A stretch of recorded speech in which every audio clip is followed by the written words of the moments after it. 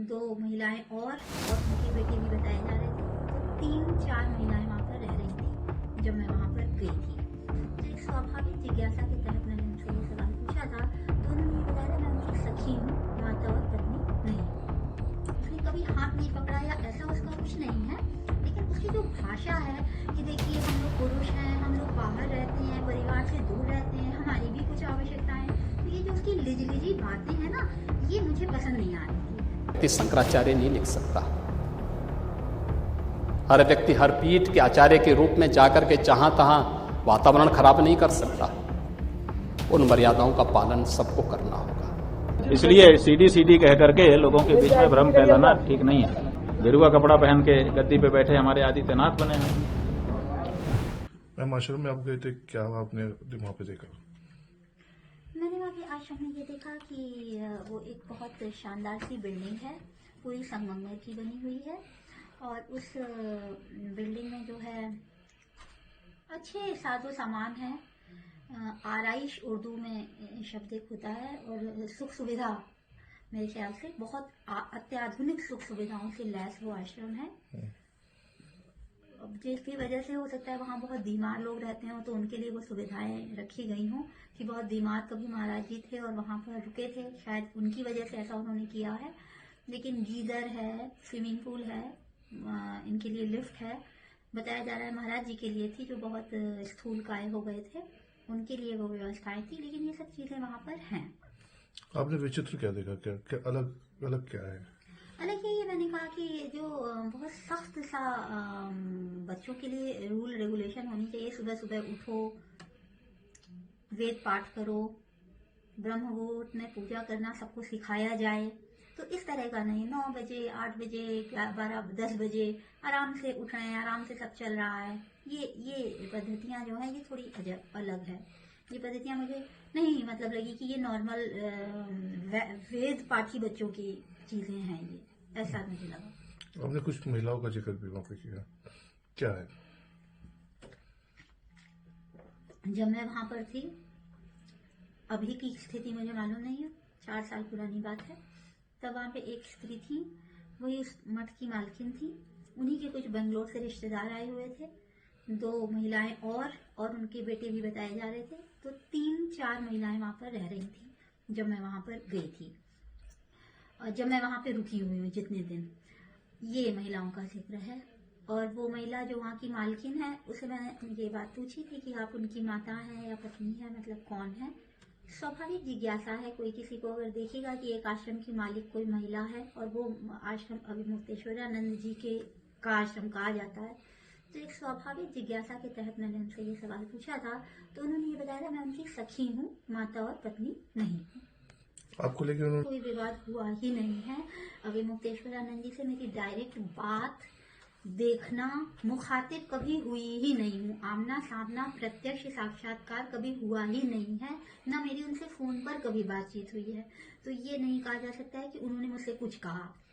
उनका एक मैनेजर वहां पर था, उनके प्रशासनिक प्रतिनिधि के तौर पर, ये लगातार मुझसे बात करता था, डेली बात करता था। तो ये तो चाह रहा था मैं और रहूं, क्योंकि उसको ये फायदा हो रहा था कि ये कभी ना कोई फेवर फाइनेंशियली ले रहा हो, छोटे मोटे कहीं बिल हैं वो देने हो, कि भाई बहुत छोटी, बहुत ही माइन्यूट बात की सब लोग पूरा आश्रम आज आइसक्रीम खाएगा, भूमिका जी पेमेंट करेंगी, इस तरह की छोटी छोटी जो बातें हैं, इस तरह की पेमेंट लगातार मैं कर रही थी। तो उनको लग रहा था जैसे कि ये तो मतलब अच्छी ही है, कि ये तो एक सोने की मुर्गी है, ये तो रोज ही अंडा देगी सोने का, तो इसको तो ना जाने दो, एक दिन में क्यों काट दिया जाए इसको। तो उनका तो ये बहुत ज्यादा मन था कि मैं रहूं, उनके ये प्रयास थे कि यहाँ आपको कष्ट क्या है, आखिर आप क्यों जाना चाहती हैं। तो मैंने कहा मुझे अपने घर की याद आ रही है, मैं अब तड़प रही हूँ अपने घर में जाने के लिए, मुझे अच्छा नहीं लगता है कहीं और बहुत ज्यादा देर रहना। मैं घर की एडिक्टेड प्राणी हूँ, मैं होमसिक हूँ। तो बहुत दिन हो गए, वैसे भी मैं अपनी लेखनी के लिए जितना प्रयास कर सकती हूँ, कठिनतम कठोरतम, वैसे ही मैं कर रही हूँ। मेरा इतना भयंकर समय यहाँ मैंने लगा दिया है। मैंने उसके लिए 5 उपन्यासों का मटेरियल जोड़ लिया था 2 महीनों में। तो मेरा वहाँ रहने का कोई औचित्य बचा ही नहीं था। मुझे खुद बहुत बेचैनी थी वहाँ जाने की। उनसे मेरा कोई विवाद अगर वो कह रहे हैं तो उनसे आप पूछिए कि आपकी मेरी कहाँ बातचीत हुई है, ये है।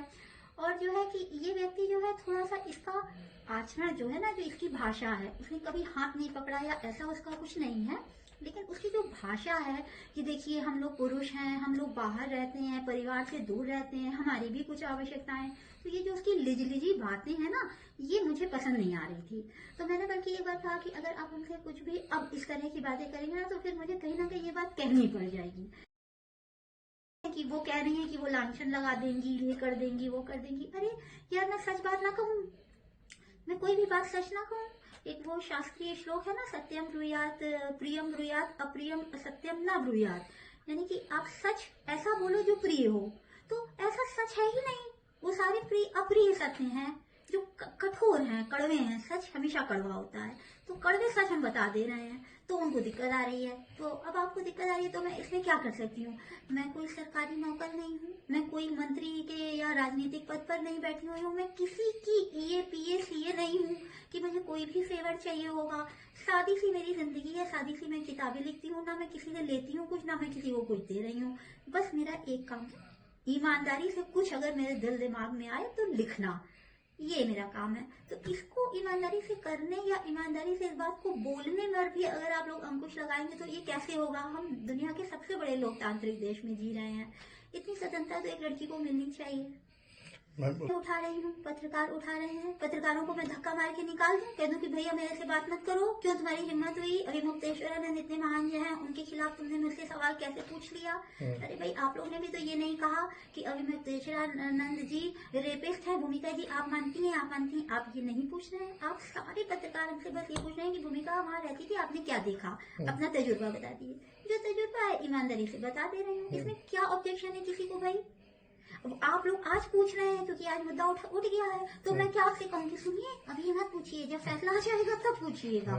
तो ये तो नहीं है ना, आप पूछ रहे हैं, हम बता रहे हैं। आपका काम ईमानदारी का है, मेरा काम ईमानदारी का है। हम कलम वाणी से जुड़े हुए लोग हैं, हमारा यही काम ही है, यही हमारा पैशन है, यही हमारा प्रोफेशन है। तो हम अपना प्रोफेशन से भी गद्दारी करें, पैशन से भी, जो कि हम पैसा भी नहीं ले रहे हैं। सीधी सी बात है। अगर देखिए, ये मेरी बिल्कुल निजी राय है, अगर किसी चेयर पर लांछन लगता हो ना, तो उसे वो चेयर खुद ही छोड़ देनी चाहिए ईमानदारी से। उसे कह देना चाहिए, भैया अभी इतने सारे बड़े बड़े आरोप लग रहे हैं, हल्के फुल्के तो आरोप है नहीं कि आपने इतने करोड़ का गबन कर लिया, छोटे मोटे आरोप नहीं है, बहुत ही घृणित, बहुत ही शर्मनाक आरोप आपके ऊपर लगे हैं। इन आरोपों का निस्तारण हो जाने दो, अति शीघ्र हो जाने दो। आप ये कह दो कि फास्ट ट्रैक कोर्ट में रख दो, अति शीघ्र इसे कर लो।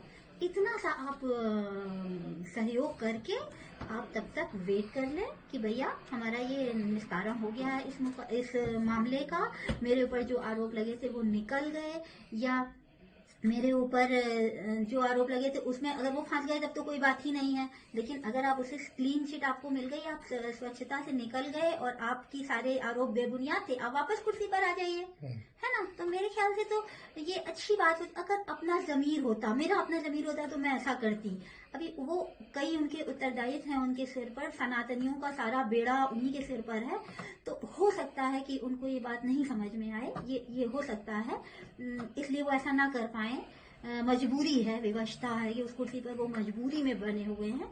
लेकिन अगर मैं इस कुर्सी पर होती तो मैं निश्चित रूप से कह देती, भैया अपनी ये कुर्सी रखो, मैं बहुत सुकून से जीवन जीने वाली और बिल्कुल कोई लोभ के बगैर जीने वाली व्यक्ति हूँ।